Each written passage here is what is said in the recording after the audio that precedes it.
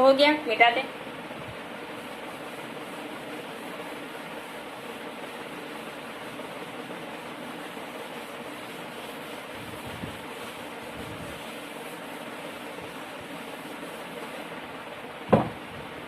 अब हम एक एक भाग करके पढ़ेंगे। पहले पढ़ेंगे पुमंग यानी पुष्प का कौन सा भाग है? मादा भाग।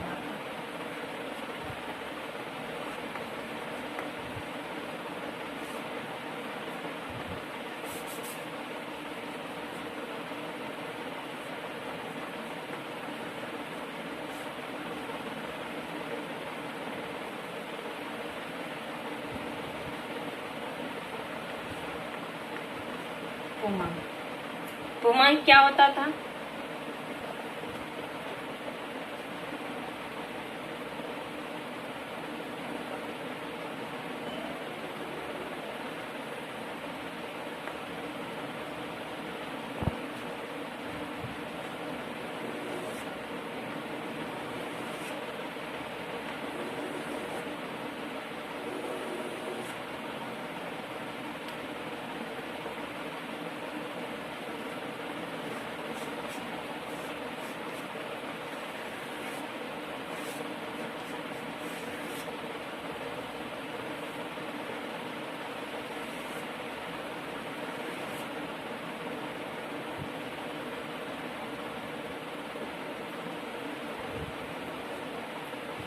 ये क्या आपका पुमंग है? क्या पुमंग। और उसके किसी एक भाग को क्या बोलते हैं?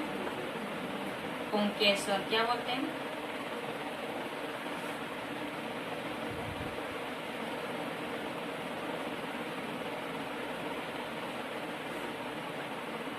क्या बोलते हैं? पुंकेसर बोलते हैं।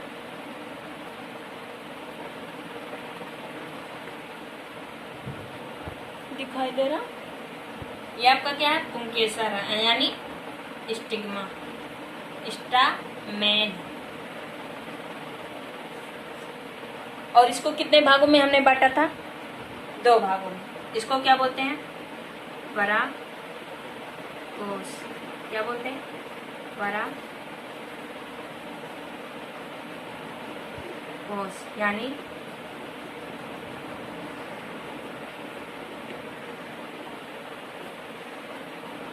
एंथर। और इसको क्या बोलते हैं? इसको बोलते हैं पुतंग यानी फिलामेन।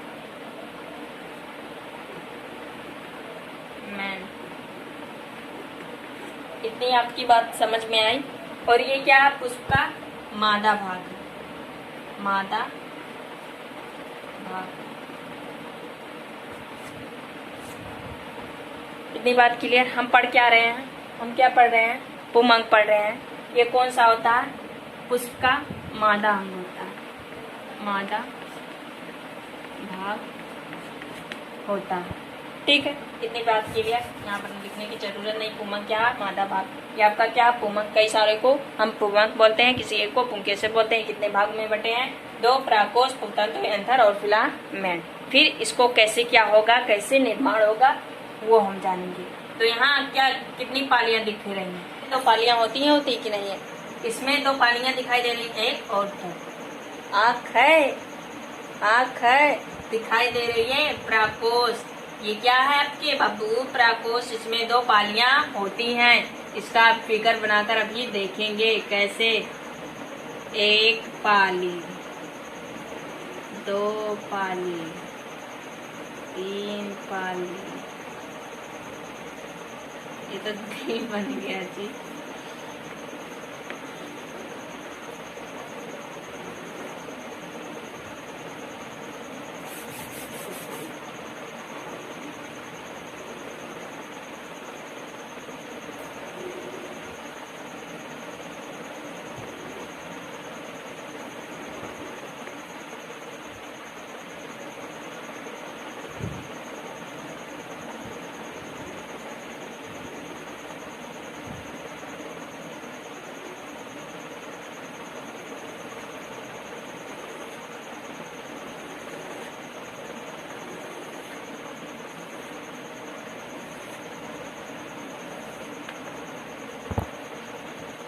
स्ट्रक्चर आपको दिखाई दे रही है, ये आपके जो दिखाई दे रहे हैं, इसको हमने जब काटा, पाली, 2 पाली दिखाई दे रहे कि नहीं दिखाई दे रहे?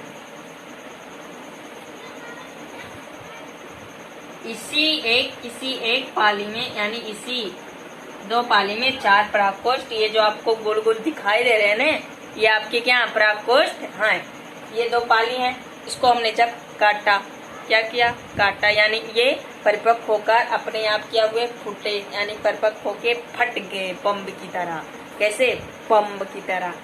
तो फटे बम्ब की तरह नहीं, मजा कर रही।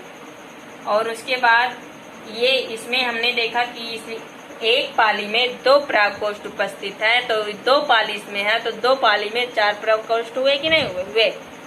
इसी परागकोष्ठ को हम क्या बोलते हैं? लघु बीजाणुधानी। लघु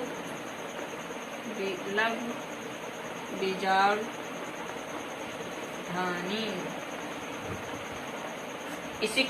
इसी परागकोष्ठ को क्या बोलते हैं? लघु बीजाणुधानी, यानी माइक्रो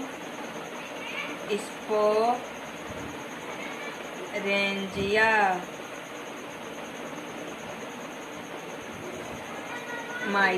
माइक्रोस्पोरेंजिया लघु बीजाणुधानी। इसी परागकोष्ठ को, किसी एक परागकोष्ठ को लघु बीजाणुधानी कहते हैं।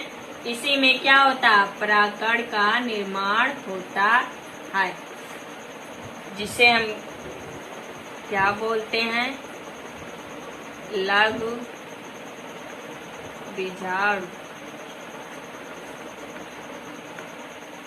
लघु बीजाणु, इसे क्या बोलते हैं? लघु बीजाणुधानी। इसी लघु बीजाणुधानी में लघु बीजाणु क्या होता? लघु बीजाणुओं का जनन होता, यानी परागकण के निर्माण को ही लघु बीजाणुधानी कहते हैं। ठीक है, ये समझ में आई कि एक बार और समझा दे रही हूँ, दिमाग माइंड इधर होना चाहिए। ठीक है, ये आपका क्या दिख रहा है? पुमंग। पुमंग पुष्प का कौन सा भाग है? नर भाग है। किसी एक को, इसके एक भाग को पुंकेसर यानी स्टामेन बोलते हैं। इसके कितने पार्ट होते हैं? 2, परागकोश, एंथर, उतंत्र, फिलामेंट। परागकोश में कितने पालियां दिखाई दे रही हैं? 2 पालियां। इसी पालियां जब परिपक्व होकर फटती हैं तो इसकी स्ट्रक्चर ऐसे दिखाई दे रही है। हम जानते हैं कि एक पाली में 2 परागकोष्ठ उपस्थित है, तो यहाँ 2 पालियां, तो 2 पालियों में 4 परागकोष्ठ उपस्थित होंगे। इतनी बात क्लियर? इसी परागकोष्ठ को क्या? लघु बीजाणुधानी कहते हैं। इसी में लघु बीजाणु जनन होता है, और लघु बीजाणु जनन की उत्पत्ति होती है और परागकण का निर्माण होता है लघु बीजाणुधानी में। ठीक है, इतनी बात क्लियर? अब इसको हम जूम करते, इसमें क्या होती है? इसमें इसको हम क्या किए? एक बड़ा जूम किए। इस एक परागकोष्ठ को क्या लिए? हम जूम किए। तो इसको मिटा दें, यदि लिखना चाहे तो लिख ले प्लीज।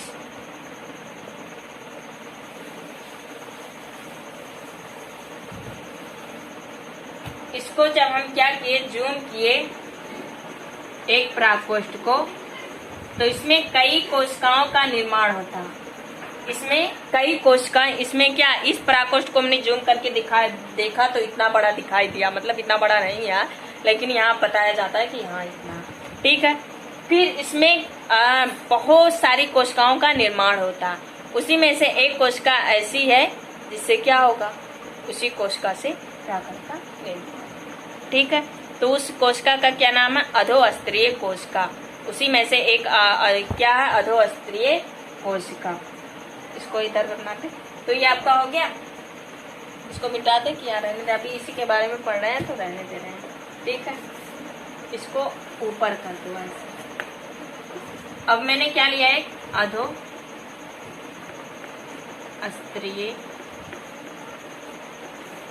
कोशिका।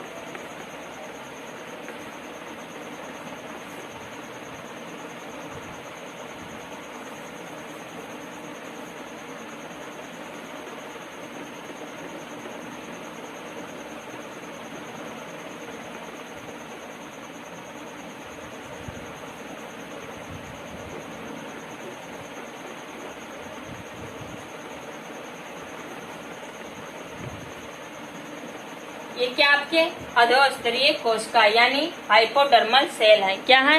हाइपोडर्मल सेल है। इस प्रकोष्ठ को हमने जूम करके देखा तो उसमें बहुत सारी कोशिकाएं हैं। उसी में से किसी एक ऐसी कोशिका है जिसका नाम क्या है? अधोस्तरीय कोशिका, हाइपोडर्मल सेल। फिर यह कोशिका क्या होती हैं? बड़ी होकर एक परशु कोशिका बना लेती हैं। परशु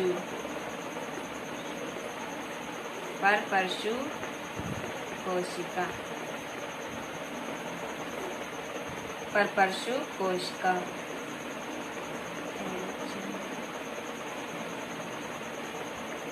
अरुचंबल सेल। ठीक है, इतनी बात क्लियर। अधोस्तरीय कोशिका बड़ी होकर परशु कोशिका बना लेती हैं। इसमें क्या होता है? विभाजन होता, और इनमें विभाजन होता है और ये दो कोशिकाओं का निर्माण कर लेती हैं। वो दो कोशिकाएं कौन से हैं? एक तो प्राथमिक है, द्वितीय,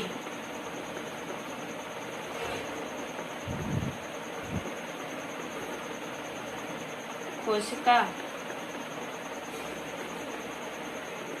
यानी प्राइमरी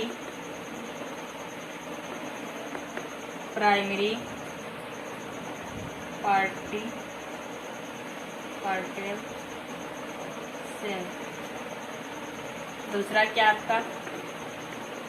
प्राथमिक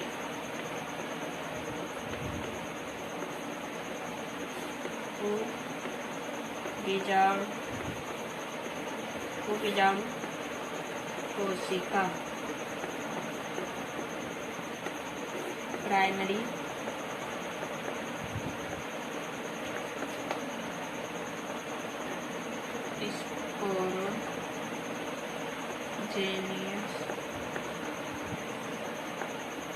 स्पोरोजेनेसिस। प्रकोष्ठ दो पाली होते हैं, उसमें जो प्रकोष्ठ उपस्थित है उसी प्रकोष्ठ को हमने जूम करके देखा।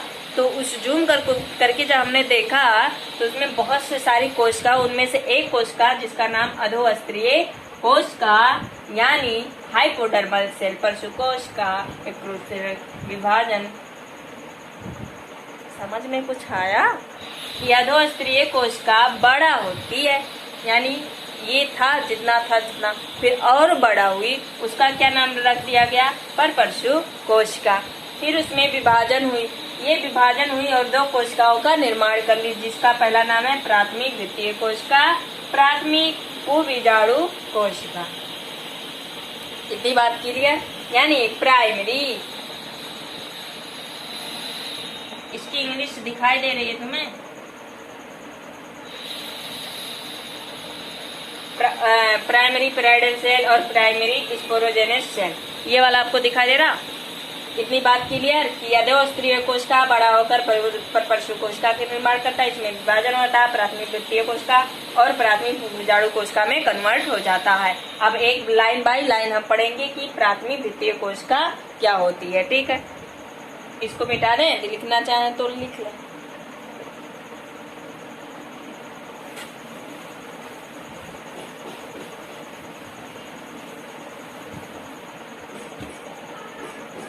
अब इस ये आपका प्राथमिक द्वितीय कोशिका है। क्या है? प्राथमिक द्वितीय कोशिका। तो आपकी बाबू जो प्राथमिक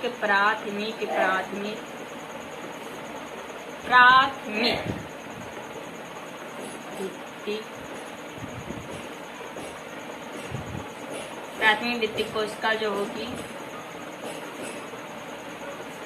वह 3 स्तरों में कन्वर्ट होगी। इसके कितने स्तर होंगे? 3। एक तो बाह्य स्तर, एक होंगे बाह्य स्तर और एक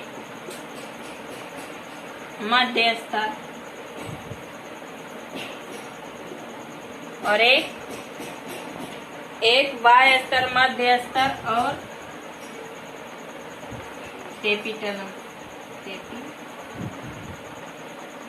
टेपिटम यानी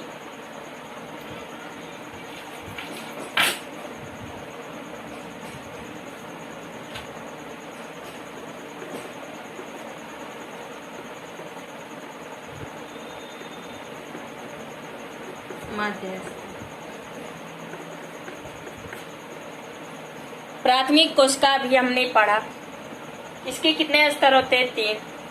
एक बाह्य स्तर, मध्य स्तर और टेपिटम। अब इसके कार्य क्या? ये इसकी जो परत होगी 2 से 3 लेयर की होगी। टेपिटम क्या होता है? परागण जो आपके होंगे, परागण होंगे, उसको पोषण प्रदान करता है कौन? टेपिटम। क्या होता? टेपिटम जो होता है बाबू, वो लिख सकते हैं, इसका कार्य होता है परागण को पोषण प्रदान करना। ये इम्पोर्टेंट है। टेपिटम बोला जाता है, एग्जाम में आती है, वैसे भी नीट के एग्जाम में भी आई थी। टेपिटम का कार्य क्या होता है? परागण को पोषण प्रदान करना। ठीक है, तो उसको इम्पोर्टेंट कर लेना। अब हम दूसरा पढ़ेंगे क्या? प्राथमिक भूबीजाणु।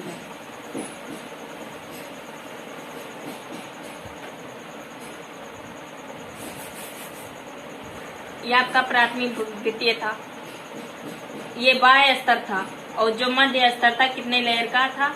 3 लेयर का। कितने? 1 2 3, और बीच में क्या थी आपका? टेपिटम। क्या थी? टेपिटम। यही टेपिटम है, इसके मध्य में क्या होता है? परागण होता है। यही टेपिटम इस परागण को क्या करते हैं? पोषण प्रदान करते हैं। तो ये स्ट्रक्चर आपको समझ में आई। ये आपका क्या है? बाह्य स्तर। ये आपका क्या है? मध्य स्तर। ये आपका क्या है? टेपिटम। और इसके अंदर क्या निर्माण होंगे? परागण, जिसको क्या करेगा? टेपिटम इसको पोषण प्रदान करता रहेगा। ये फिगर यदि बनाना चाहें तो बिना बना लें, समझाने के लिए बताई थी। अब हम पढ़ेंगे दूसरा, प्राथमिक भूबीजाणु। प्राथमिक भूबीजाणु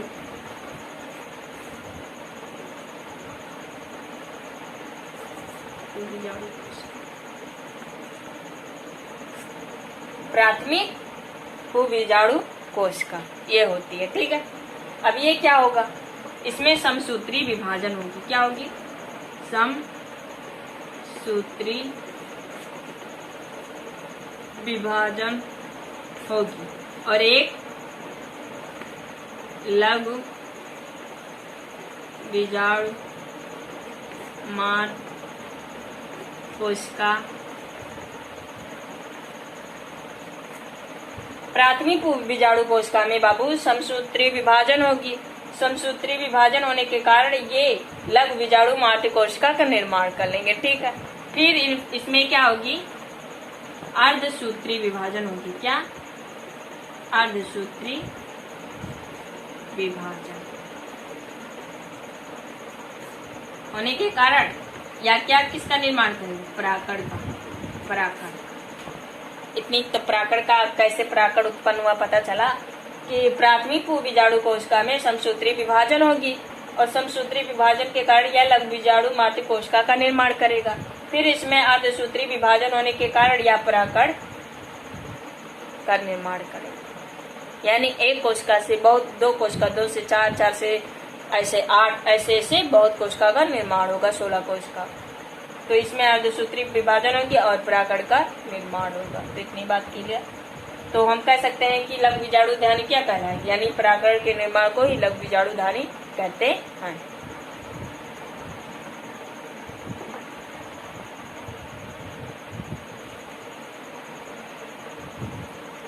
तो इतनी बात आपको क्लियर।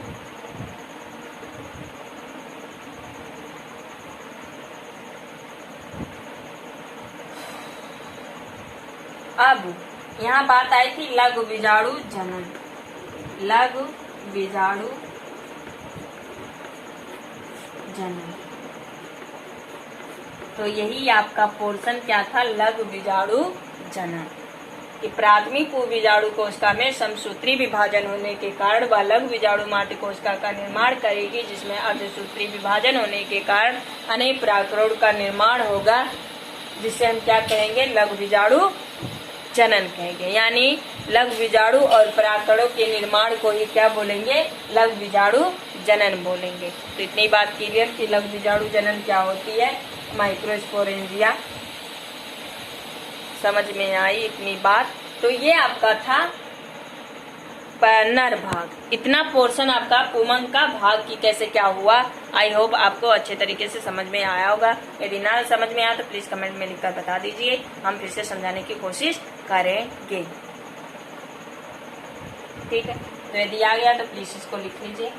अब हम पढ़ेंगे प्राकट। प्राकट बहुत चिल्ला रहे हैं तो प्राकट की संरचना हम देखेंगे। ठीक है, तो चलिए इसको मिटा दे रहे हैं, लिखना चाहते लिखना। तो ये आपका पूरा पोर्शन जितना अभी पढ़ाया गया था वो सिर्फ था पुष्प का नर भाग यानी पुमंग।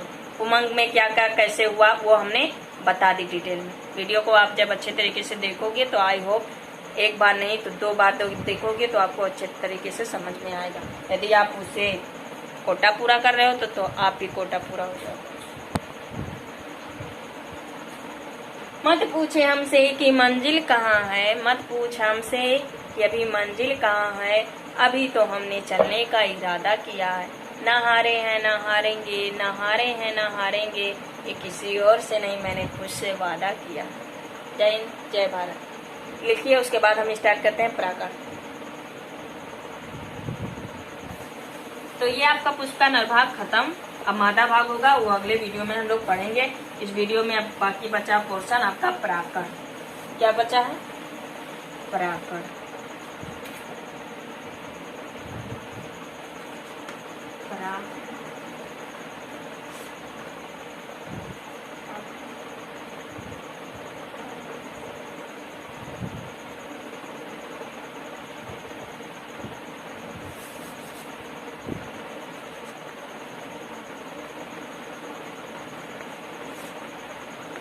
ये परागकण की संरचना हम जानेंगे। ठीक है, बहुत चिल्ला रहे थे परागण परागण परागकण।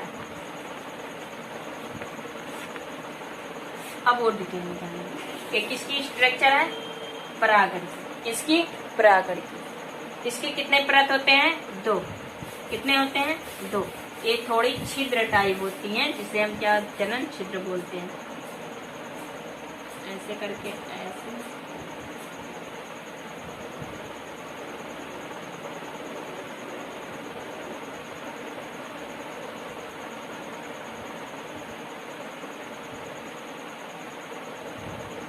और ये आपका दूसरा, इसे वायचोल बोलते हैं, वायचोल। और इसको बोलते हैं अंताचोल।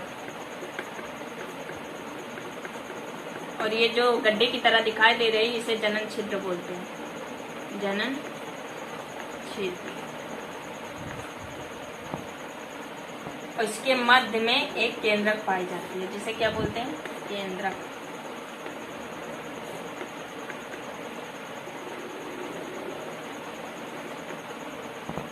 ये जो गड्ढे की तरह आपकी संरचना दिखाई दे रही है वो आपकी क्या है, जनन छिद्र है। किसकी संरचना है, परागकण की। किसकी, परागकण की संरचना है। तो उसकी जो ऐसी गड्ढे की तरह दिखाई देगी वो जनन छिद्र होगी। और इसके बाद मतलब जो परत होगी वो वायचोल होगी। और ये दूसरा लेयर जो होगा अंताचोल होगा। इसके मध्य में न्यूक्लियस यानी केंद्रक पाई जाती है जो कि केंद्रक है। ठीक है, तो ये केंद्रक क्या होगी, ये केंद्रक विभाजित होकर 2 कोशिकाओं का निर्माण कर लेंगे।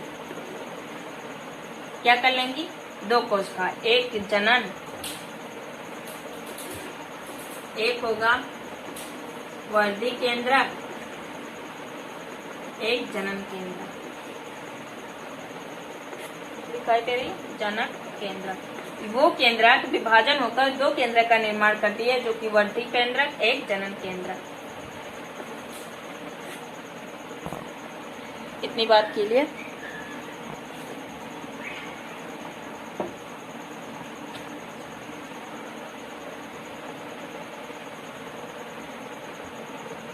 एक बार और समझा दें। परागकण की संरचना ये किसकी दिखाई दे रही है, परागकण की। इसके कितने लेयर होते हैं, कितने चोल होते हैं, यानी कितने परत होते हैं, 2। बाहर वाले को बाह्यचोल बोलते हैं और दूसरे वाले को अंतःचोल बोलते हैं। इतनी बात क्लियर। जो छिद्र दिखाई दे रही है वो आपका जनन छिद्र है। बीच में एक केंद्रक पाया जाता है जिसमें विभाजन होता है और विभाजन होकर दो केंद्रक का निर्माण कर लेता है। एक वर्धी केंद्रक होगा, एक जनन केंद्रक होगा। इतनी बात क्लियर। और एक खासियत की जो ये बाह्यचोल की होती है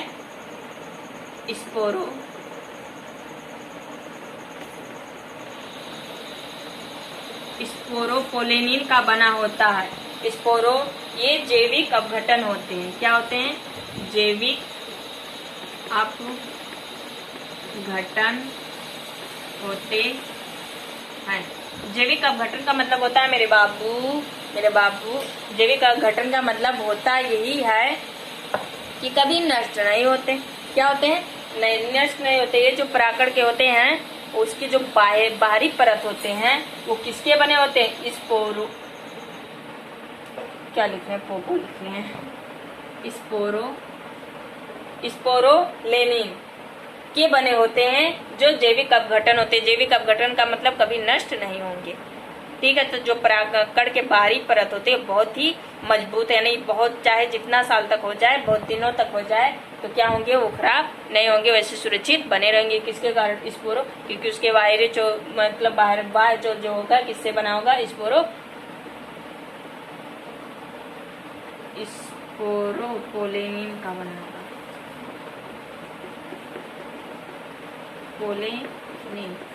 स्पोरोपोलेनिन का बना होता है जो जैविक अपघटन होता है। जैविक अपघटन का मतलब मैंने समझा दी कि जो कभी नष्ट ना हो। ठीक है। तो इतनी बात क्लियर। तो ये था परागण की संरचना। अब ये जनन केंद्रक, ये वर्धिक केंद्रक तो आप पर समाप्त हो गया। जनन केंद्रक जो था वो कहाँ? पराकोश में उपस्थित है। परागण कहाँ है? पराकोश में। तो वो निकल कर कहाँ जाएंगे? वर्तिकाग्र पर जाएंगे। तो चलिए देखते हैं। ये आपका परागण की संरचना। यदि बनाना चाहे तो बना ले, फिर मिटाकर मैं बताती हूँ कि वो कैसे आपस में संलग्न करेंगे। ठीक है, तो मिटा दें, जल्दी से देख लो। उसके बाद कल आगे पढ़ेंगे क्या? मादांग जयांग के बारे में। ठीक है। आपका ये नर भाग खत्म हो गया। ये पुष्प की ऐसे मैंने संरचना बनाई। बन जा भैया, बन जा।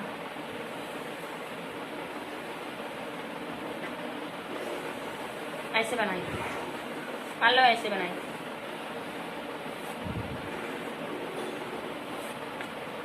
ऐसे करके बनाई कि नहीं बनाई?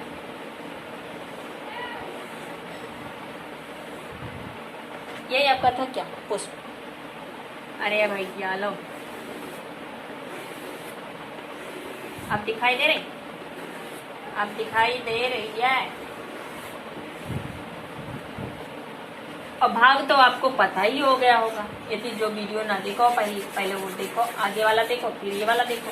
अब क्या मैंने बताया कि परागकण कहाँ होती है? पराकोष्ठ के अंदर होती है।